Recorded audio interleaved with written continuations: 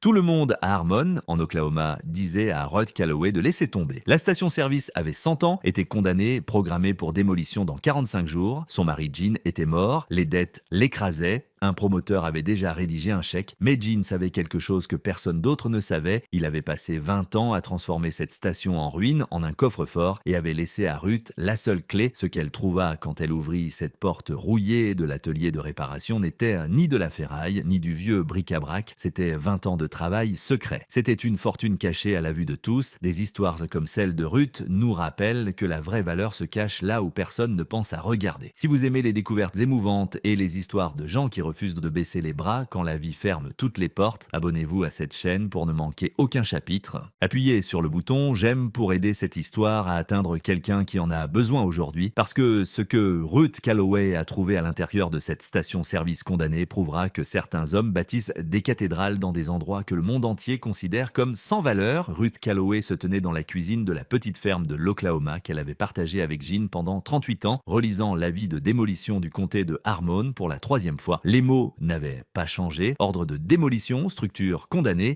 45 jours pour se conformer sous peine d'amende de $200 par jour. La structure en question était la station-service au bord de leur propriété, une relique en ruine des années 1920 que le grand-père de Jen avait construite quand la route 66 était encore jeune. Elle n'avait plus distribué d'essence depuis 1958. Elle n'avait été ouverte à personne depuis que Gene l'avait cadenassée des années auparavant.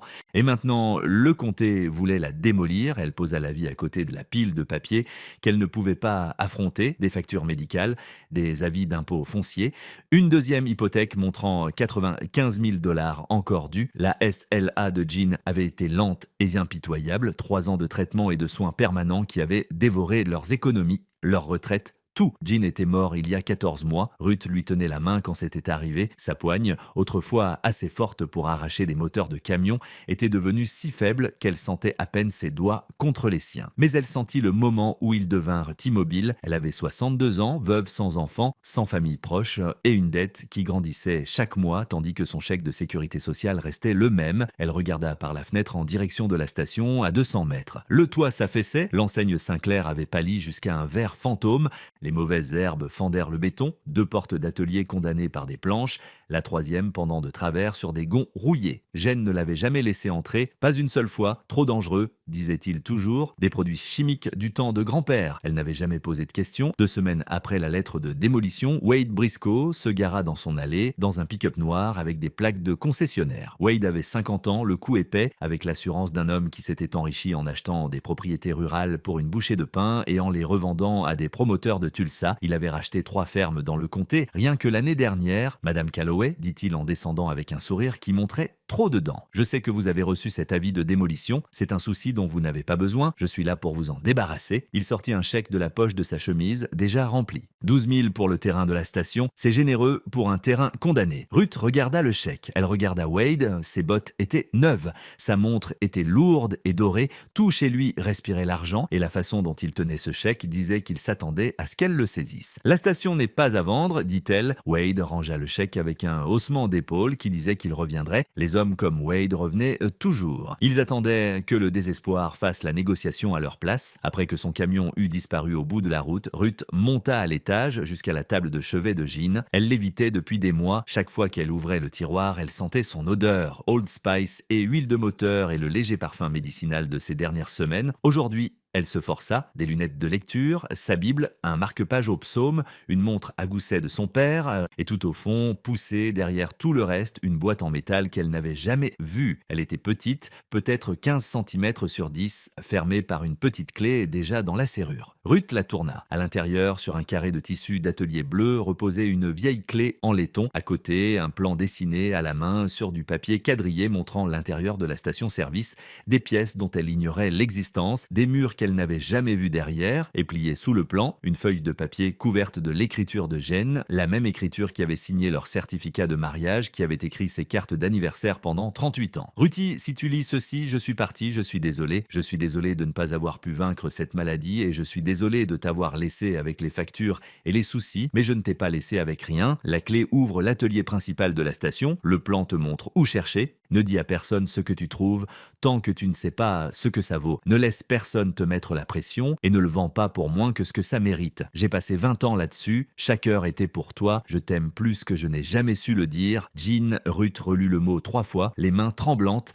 puis elle le pressa contre sa poitrine et pleura, pas les larmes silencieuses qu'elle avait appris à maîtriser, mais des sanglots profonds venus de l'endroit où le chagrin et l'espoir se rencontrent. 20 ans, Jen avait passé 20 ans à travailler sur quelque chose dans cette station, pendant qu'elle vivait ses journées, pendant qu'elle s'inquiétait des factures et des médecins, son mari avait construit quelque chose en secret, quelque chose destiné à la sauver. Elle regarda par la fenêtre de la chambre en direction de la station-service. Le soleil se couchait derrière, teintant les murs rouillés de cuivre et d'or. Le même bâtiment que le comté qualifiait de condamné, le même bâtiment que Wade Briscoe voulait acheter pour 12 000 $. Ruth essuya ses yeux, elle enfila son manteau, glissa la clé en laiton dans sa poche, plia le plan de jean dans sa main et sortit. L'air du soir était froid pour une fin octobre en Oklahoma. Ses bottes crissaient sur l'herbe sèche tandis qu'elle traversait la propriété vers la station. Elle était passée devant ce bâtiment des milliers de fois, avait parfois entendu Jean travailler à l'intérieur le week-end, le bruit du métal, le bourdonnement d'une radio. Elle n'avait jamais rien soupçonné de plus. Le cadenas de l'atelier était lourd et couvert de rouille, mais quand Ruth inséra la clé en laiton, elle tourna sans effort. Récemment huilée, Jean avait entretenu cette serrure même quand ses mains pouvaient à peine tenir une cuillère. Le cadenas s'ouvrit avec un clic, Ruth saisit la porte de l'atelier et tira.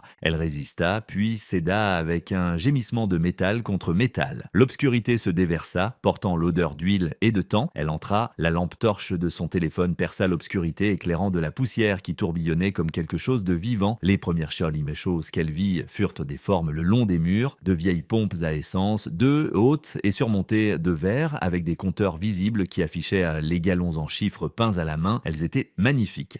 À côté, appuyées contre les murs de parpaing, des enseignes en porcelaine. Elle en compta 7, des logos de compagnies pétrolières qu'elle reconnaissait d'anciennes photographies. Sinclair, Mobil, Texaco, un qu'elle ne reconnaissait pas, un cheval ailé en rouge et crème. Contre le mur du fond se dressait un comptoir de service d'une autre époque, en chêne foncé, avec des ferrures en laiton, une caisse enregistreuse mécanique encore posée dessus. Tout était poussiéreux mais intact, disposé avec un soin qui ne correspondait pas au chaos que Jean avait toujours décrit. Puis Ruth regarda le plan. Jean avait dessiné un X sur le mur du fond de l'atelier, près du sol. Elle s'y dirigea, sa lumière rebondissant sur le béton. Le mur semblait solide, mais quand elle appuya là où Jean avait dessiné une petite flèche, elle sentit un mouvement. Un panneau, parfaitement découpé, presque invisible dans le motif des parpaings. Elle poussa plus fort. Il pivota vers l'intérieur. Derrière se trouvait une pièce dont elle n'avait jamais connu l'existence, peut-être 3 mètres sur 4. L'air était différent ici, plus frais, plus sec. Un climatiseur de fenêtre était monté dans une ouverture que Jean avait découpée dans le mur extérieur, bricolé pour fonctionner comme déshumidificateur. Des étagères tapissaient chaque mur, construites en pin et poncées jusqu'à être lisses, et sur ces étagères reposait la collection, des enseignes en porcelaine en état de musée, une enseigne musgo-gasoline peinte à la main, représentant un chef indien en coiffe complète, les couleurs encore vives après près d'un siècle. Des bidons d'huile rangés par époque et par marque, certains datant des années 1910, des globes de pompe à essence, des sphères de verre qui trônaient autrefois au sommet des pompes, brillant de noms de marque. Des cartes routières de la route 66 originale, des uniformes de pompistes repassés et scellés dans des housses, un jeu complet de panneaux routiers originaux de la route 66 de l'Oklahoma. Des dizaines de pièces, peut-être une centaine, chacune étiquetée avec une petite fiche de l'écriture de Jean indiquant ce que c'était, où il l'avait trouvé, ce qu'il avait payé et ce qu'il estimait que ça valait. Sur un petit bureau dans le coin se trouvait un dossier. Ruth l'ouvrit avec des mains tremblantes. À l'intérieur, une lettre, plus longue que la première. Ruthie, bienvenue dans mon autre atelier. J'ai commencé ceci en 2003, l'année où le médecin m'a dit pour la première fois que quelque chose n'allait pas avec mes mains. Je ne te l'ai pas dit alors, j'avais peur, mais je savais que je devais commencer à te construire un filet de sécurité tant que je le pouvais encore. Tout ce qui se trouve dans cette pièce, je l'ai acheté dans des marchés opus, des ventes successorales et des brocantes pendant 20 ans. J'ai restauré chaque pièce moi-même, j'ai tenu des registres de tout parce que je savais que la documentation est ce qui fait la différence entre de la camelote et de l'histoire. L'enseigne Musgo seule vaut au moins 150 000 $. Peut-être plus, la collection complète, si elle est vendue correctement par la bonne maison de vente aux enchères, devrait rapporter entre 600 000 et 750 000 $. Je suis sérieux, Ruthie, ne laisse pas ce chiffre te faire peur et ne laisse personne te dire le contraire. Trouve un expert. quelqu'un qui s'y connaît en Petroliana. Il confirmera ce que je te dis. Cette station n'est pas condamnée, c'est un coffre-fort. Et tout ce qui s'y trouve est à toi. J'ai passé 20 ans là-dessus parce que je ne pouvais pas empêcher la maladie de me prendre, mais je pouvais m'assurer qu'elle ne te prendrait pas toi aussi. Chaque samedi matin, quand tu pensais que je bricolais, je travaillais sur ton avenir. Je t'aime, Jen. Ruth s'effondra sur le sol taché d'huile. Elle pressa la lettre contre sa poitrine et sanglota. Le son résonna sur les étagères du secret de 20 ans de Jean, sur les enseignes en porcelaine et les globes de verre qu'il avait touchés avec des mains qui le trahissaient lentement, sur chaque pièce d'une collection bâtie en silence par un homme qui courait contre son propre corps pour protéger sa femme. Elle trouva son journal sur le bureau, page après page d'entrées couvrant 2 décennies, mars 2005, trouver un globe Sinclair dinosaure au marché aux puces de Tulsa.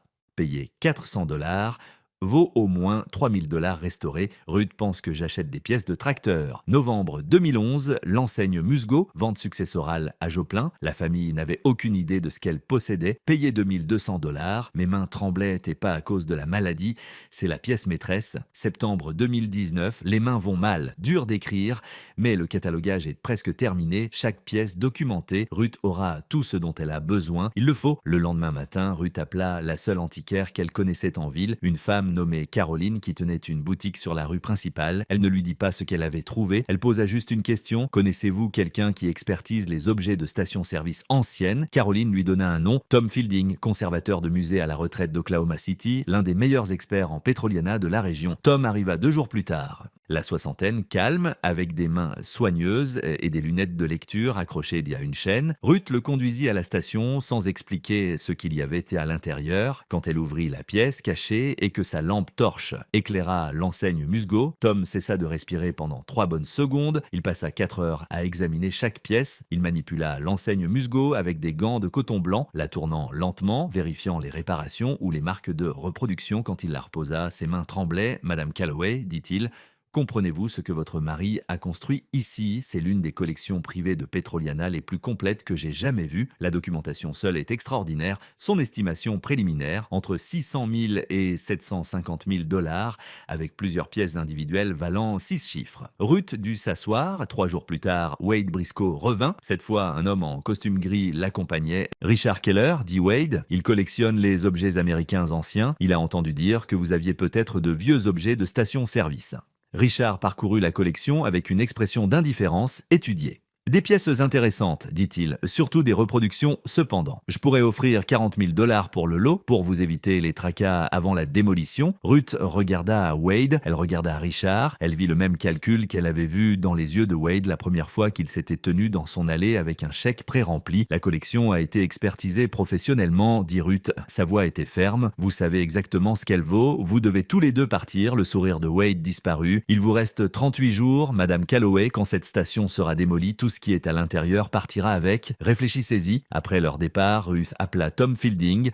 Il l'a mis en contact avec une grande maison de vente aux enchères spécialisée en Americana à Dallas. Ils envoyèrent un représentant dans la semaine. Elle appela aussi un avocat à Oklahoma City qui accepta de déposer une demande d'urgence pour le classement en tant que monument historique. La station remplissait les conditions selon la loi de préservation de l'État. Le grand-père de Jen l'avait construite en 1923. C'était l'une des dernières stations-service originales de la route 66 dans le comté de Harmon. Ruth se tenait dans la pièce cachée de Jen ce soir-là, entourée de 20 ans de son travail secret. Elle toucha doucement l'enseigne Musgo, elle regarda son journal ouvert à la dernière entrée et elle murmura à la pièce silencieuse « Je ne les laisserai pas prendre ça, Jean, pas une seule pièce ». La vente aux enchères eut lieu un mardi matin à Dallas. Ruth était assise au dernier rang de la salle des ventes, portant la même robe que celle qu'elle avait portée aux funérailles de Jane. Elle ne l'avait pas fait exprès, elle avait juste tendu la main dans l'armoire et ses doigts l'avaient trouvé. Ça semblait juste. La collection de Dan avait été cataloguée en 47 lots individuels. Tom Fielding était assis à côté d'elle, expliquant le processus à voix basse, tandis que les enchérisseurs remplissaient la salle. Des collectionneurs, des représentants de musées, des marchands venus de Californie et de New York. La nouvelle s'était répandue dans la communauté de la Petroliana qu'une collection majeure non répertoriée avait fait surface dans l'Oklahoma rural et la salle vibrait d'anticipation. Le premier lot, une paire de pompes à essence à compteur visible restauré des années 1920, se vendit 28 000$. Les mains de Ruth devinrent glacées. Les bidons d'huile vendus en collection complète couvrant 5 décennies atteignirent 15 000 $. Les panneaux de la route 66, 22 000 $. Lot après lot, les 20 ans de travail patient de Jen se traduisaient en chiffres qui donnaient le vertige à Ruth. Les globes de pompe à essence se vendirent 34 000 $. Les uniformes de pompistes, rares et parfaitement conservés, atteignirent 8 500 $. Le comptoir de service original de l'époque du grand-père de Jen, celui avec les ferrures en laiton et la caisse mécanique, fut vendu à un musée de la route 66 à Tulsa pour 19 000 $. Et puis vint le lot 41, l'enseigne Musgo Gasoline. Tom se pencha vers elle. C'est celui-là, murmura-t-il. Les enchères s'ouvrirent à 80 000 $. Elles grimpèrent par tranche de 10 000 $, 90 000, 100 000, 120 000. 2 enchérisseurs abandonnèrent, 3 restèrent, leurs pancartes se levant avec une intensité silencieuse, 140 000, 150 000, une pause. Puis une femme au 2e rang, conservatrice d'un musée de Chicago, leva sa pancarte, 170 000, silence. Le commissaire-priseur l'annonça 2 fois, adjugé 170 000 $ pour une enseigne en porcelaine peinte à la main que Jean Calloway avait achetée dans une vente successorale à Joplin pour 2 200 $ et passé des mois à restaurer avec des mains qui commençaient déjà à le trahir. Ruth pressa sa paume à plat contre sa poitrine et respira. Quand le dernier lot fut vendu, Tom lui tendit la feuille de résultat. Total des recettes, avant commission, 685 000 $. Après la commission de la maison de vente, Ruth recevrait un peu plus de 610 000 $. Elle fixa le chiffre. Jean avait estimé entre 600 000 et 750 000 $. Il avait eu exactement raison, 20 ans de recherche et de restauration, et il avait su à la fourchette près ce que son travail rapporterait. De retour en Oklahoma, Ruth entra dans la First National Bank un mercredi matin portant un chèque de banque de 95 000 $. La caissière appela le directeur d'agence. Le directeur fixa le chèque puis regarda Ruth. « Ceci solde l'hypothèque et le reste des dettes médicales », dit Ruth. Intégralement, elle ne mentionna pas Wade Briscoe, ce n'était pas nécessaire. La satisfaction de sortir de cette banque avec un solde à 0 lui suffisait. 2 semaines plus tard, l'État accorda à la station-service le statut de monument historique. L'ordre de démolition fut définitivement annulé. La station du grand-père de Jen, construite en 1923, était désormais une pièce protégée du patrimoine de la route 66 de l'Oklahoma. Les projets de Wade Briscoe pour les terrains adjacents se dissipèrent en silence. Ruth vit ses panneaux disparaître un matin tandis qu'elle buvait son café sur le porche. Elle ne sourit pas, elle prit juste une autre gorgée et regarda la station. Au cours des mois suivants, Ruth transforma le bâtiment. L'extérieur, elle le laissa intact, toujours rouillé, toujours patiné, ressemblant toujours à quelque chose que le monde avait oublié. Mais à l'intérieur, elle reconstruisit tout. Elle engagea un entrepreneur pour renforcer le toit et les murs. Elle installa un éclairage et une climatisation appropriée. La pièce cachée de Jen devint une exposition permanente. Les étagères toujours là, une sélection de pièces qu'elle avait gardées de la vente disposées exactement comme Jean les avait arrangées. Son journal de restauration reposait ouvert dans une vitrine. Ses outils étaient accrochés au panneau mural propre et précisément ordonnés, exactement comme il les avait laissés. Elle l'ouvrit comme musée gratuit, la station du patrimoine route 66 Calloway.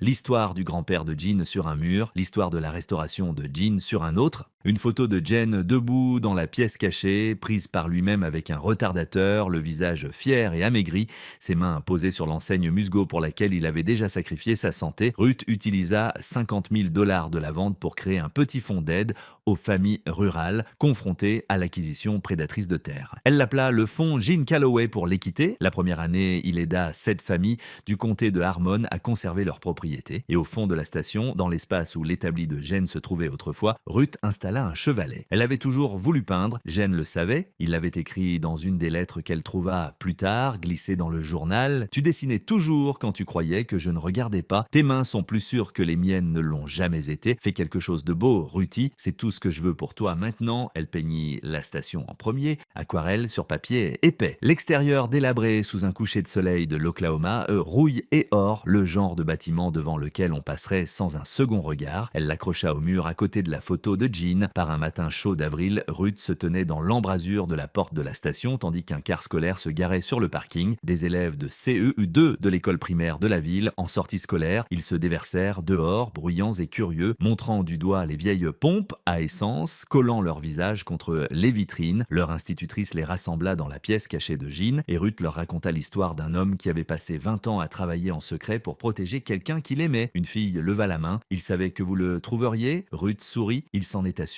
Il m'a laissé une clé et un plan et une lettre. Il avait tout prévu. Il avait peur, demanda la fille. Ruth pensa aux entrées du journal de Jean, celles où son écriture devenait tremblante, celles où il écrivait qu'il courait pour finir avant que ses mains ne lâchent complètement. Oui, dit Ruth, il avait peur, mais il a continué à travailler quand même. C'est ce que fait l'amour. Il continue de travailler même quand il a peur. Après le départ des enfants et le retour du silence dans la station, Ruth s'assit sur le tabouret près de son chevalet. La photo de Jean la regardait depuis le mur. Dehors, le vent de l'Oklahoma soufflait sur les champs. À l'intérieur, entourée de ce qui restait du secret de Jean et de ce qu'elle construisait à partir de lui, Ruth prit son pinceau. Elle avait perdu son mari. Elle avait affronté des ordres de démolition et des offres prédatrices et des hommes qui voyaient son chagrin comme une opportunité. Mais elle avait survécu, plus que survécu. Elle avait pris le cadeau caché de Jen et l'avait transformé en quelque chose qui leur survivrait à tous les deux. Jen Calloway ne pouvait pas empêcher la SLA de prendre ses mains, sa voix, sa vie.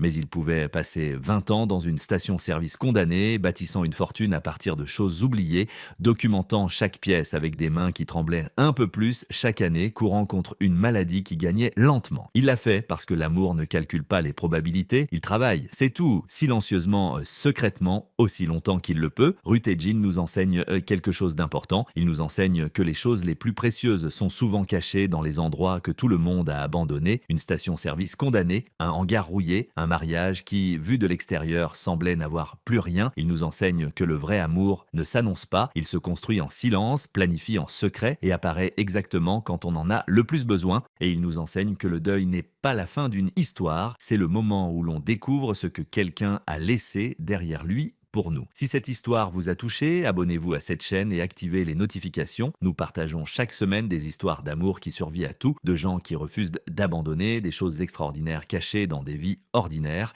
Laissez un commentaire ci-dessous. Avez-vous déjà trouvé quelque chose d'inattendu qui a tout changé? Avez-vous été témoin d'un amour qui planifiait l'avenir, qui traversait le temps pour protéger quelqu'un? Partagez votre histoire. Quelqu'un qui la lira en a peut-être besoin aujourd'hui. Et souvenez-vous, la prochaine fois que vous passerez devant un bâtiment que le monde a oublié, vous êtes peut-être en train de regarder la cathédrale de quelqu'un. Vous ne pouvez juste pas encore la voir,